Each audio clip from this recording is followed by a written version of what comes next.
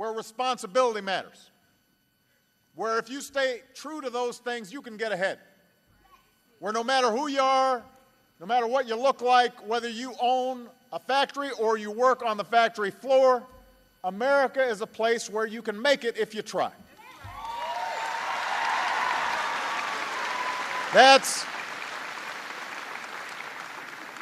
why Joe and I ran for this office. You are why we spent so much time in this state a few years ago. Because even then, those ideas, the idea that's at the very heart of the American dream, felt like it was slipping away for a lot of people. You know, it was wonderful visiting with Patrick and Donna, and we were talking about the fact that Patrick Festa's been teaching in the school system for 25 years now. Donna's been a graphic artist. But they're still worried about if the washer dryer goes out or if they have to do a car repair. Things are tight. And they're pretty lucky that they've got a good job, steady jobs. For a lot of folks, it's a lot tougher. And we've gone through a difficult decade for middle-class Americans. More good jobs in manufacturing left our shores over the last decade. More of our prosperity was built on risky financial deals and homes that a lot of folks couldn't afford. And a lot of you watched your incomes fall or your wages flatline. Meanwhile, the cost of everything from college to health care were all going up. And then, after all that, the financial crisis hit because the irresponsibility of some on Wall Street. And that made things a whole lot tougher. Today, we all know folks who've spent months looking for work. We all know families making deep sacrifices just to get by. We all know young people who've gone to college, they've taken on a bunch of debt. Now they're finding that the opportunity that they worked so hard to find is getting harder and harder to come by. So there's a sense of deep frustration among people who've done the right thing but don't see that hard work and that responsibility pay off. And that's not the way things are supposed to be. Not here in America. But here today with all of you, I'm thinking about something that is probably Joe's favorite expression. And some of you know Joe's story. He went through some tough times when he was a kid. And his father used to tell him, "Champ, when you get knocked down, you get up. You get up." And Scranton, we've taken some punches these last few years, but there's one thing I know about people here in Scranton, people in Pennsylvania, and people all across America. We are tougher than the times. We are America. We get back up. We fight back. We move forward. We don't give up. We get back up.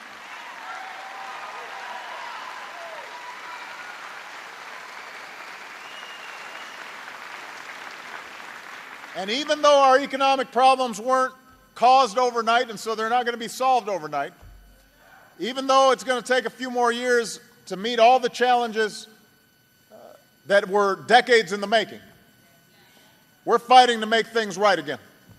We're fighting to make sure that if you are working hard and you are carrying out your responsibilities and you're looking out for your family, that you can live a good, solid, middle-class life. That is what America is all about. And we are going to be fighting for that every day, every week, every month, and every year that we're in office. We want an America where hard work is valued and responsibility is rewarded. We're fighting to rebuild an economy that restores security for the middle class and renews opportunity for folks that are trying to get into the middle class. We're fighting to build an economy that's not based on outsourcing and tax loopholes and risky financial schemes, but one that's built to last. One where we invest in things like education and small businesses.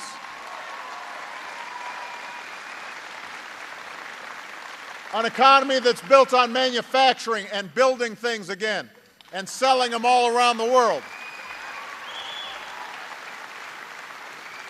And we're going to keep fighting to make our economy stronger and put our friends and neighbors back to work.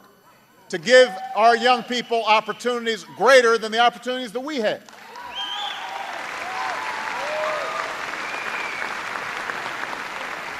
And that's what we've been doing for the last 3 years. But 2 months ago, I sent a particular piece of legislation to Congress called the American Jobs Act. This is a jobs bill that will put more Americans to work, put more money back into the pockets of working families. It contains ideas that historically have been supported by Democrats and Republicans. It's paid for by asking our wealthiest citizens to pay their fair share.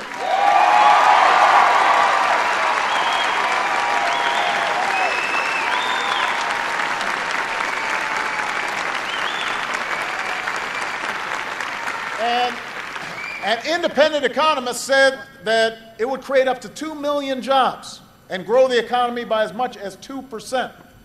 And that's what we need right now. Now, here's the problem. There is a problem. Folks in Washington don't seem to be getting the message. When this jobs bill came to a vote, Republicans in the Senate got together and they blocked it. They refused to even debate it, even though polls showed that 2/3 of Americans of all political stripes supported the ideas in this bill. Not one single Republican stepped up to say this is the right thing to do. Not one. But here's the good news, Scranton. Just like you don't quit, I don't quit. So I don't quit.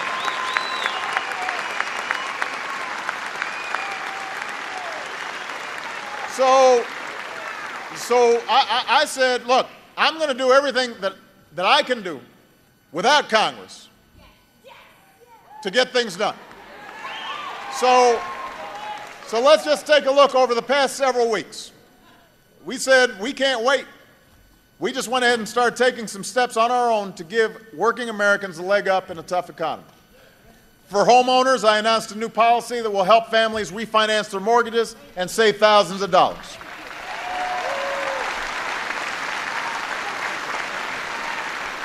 For all the young people out here, we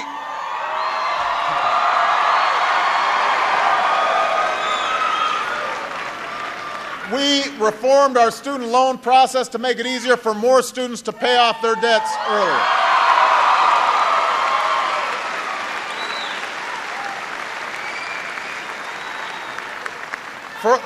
For our veterans out here, and I see some veterans in the crowd,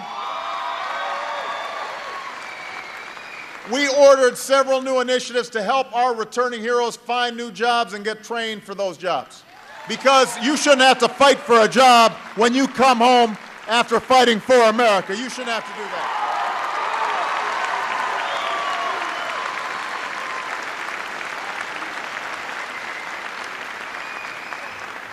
And in fact, last week, I was able to sign into law 2 new tax breaks for businesses that hire veterans, because nobody out here who is a veteran should, we have to make sure that they are getting the help that they need. So, and by the way, I think we're starting to get maybe to the Republicans a little bit, because they actually voted for this veterans bill. I was glad to see that. I was glad that Democrats and Republicans got together with this bipartisan legislation.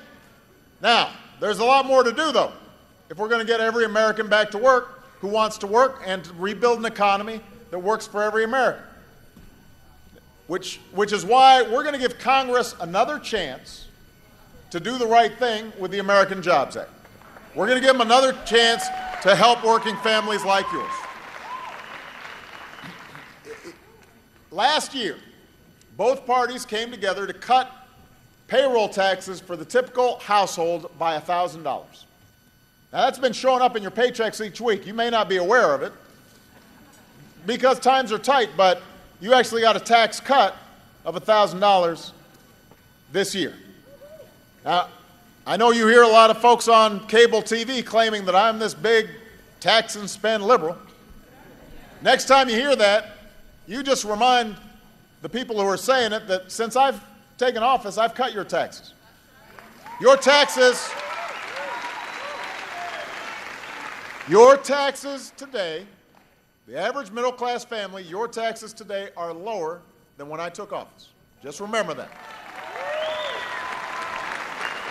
We have cut taxes for small businesses, not once, not twice, but 17 times.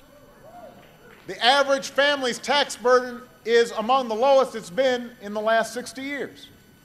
So the problem is not that we've been raising taxes, we've actually been trying to give families a break during these tough times. But here's the thing, that payroll tax cut that we passed in December of last year, it's set to expire at the end of this year, 1 month from now. If that happens, if Congress doesn't act to extend this tax cut, then most of you, the typical middle-class family, is going to see your taxes go up by $1,000 at the worst possible time.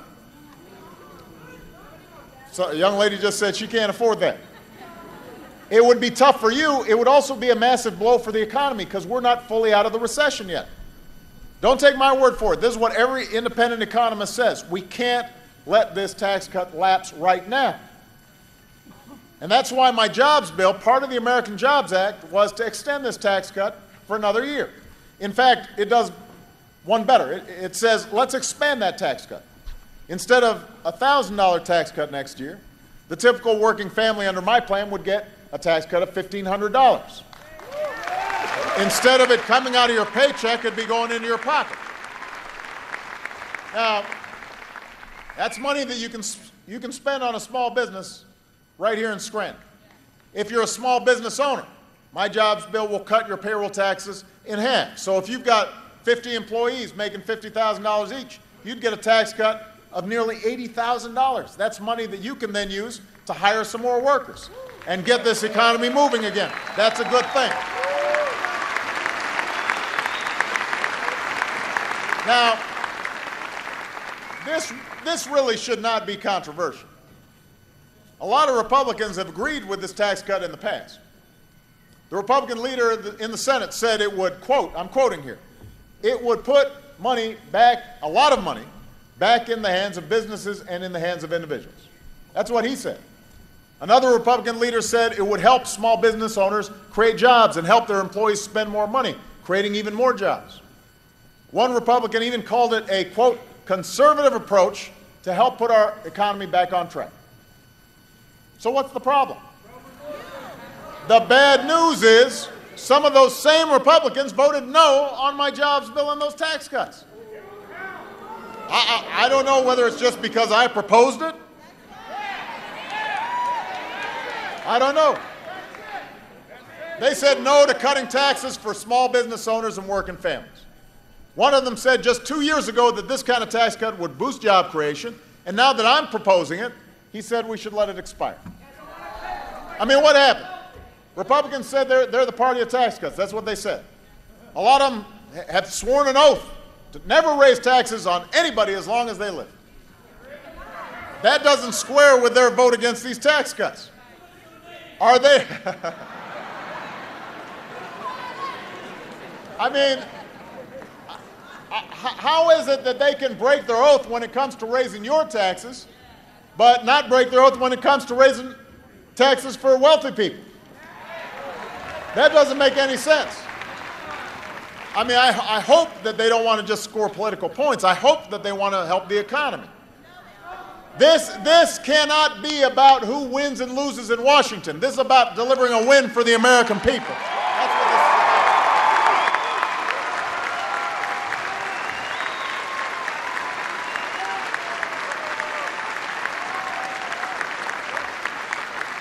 about. You know, a $1,500, that's not a Band-Aid for middle-class families. That's a big deal. How many people here could use an extra $1,500?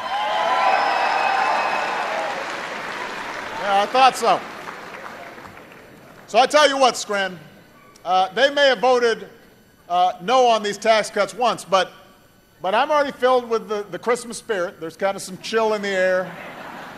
You know, I saw some Christmas decorations at the Festas. So I'm in a Christmas spirit. I want to give them another chance. I want to give them a chance to redeem themselves. We're going to give them another chance. So as early as Friday, this Friday, in a couple of days,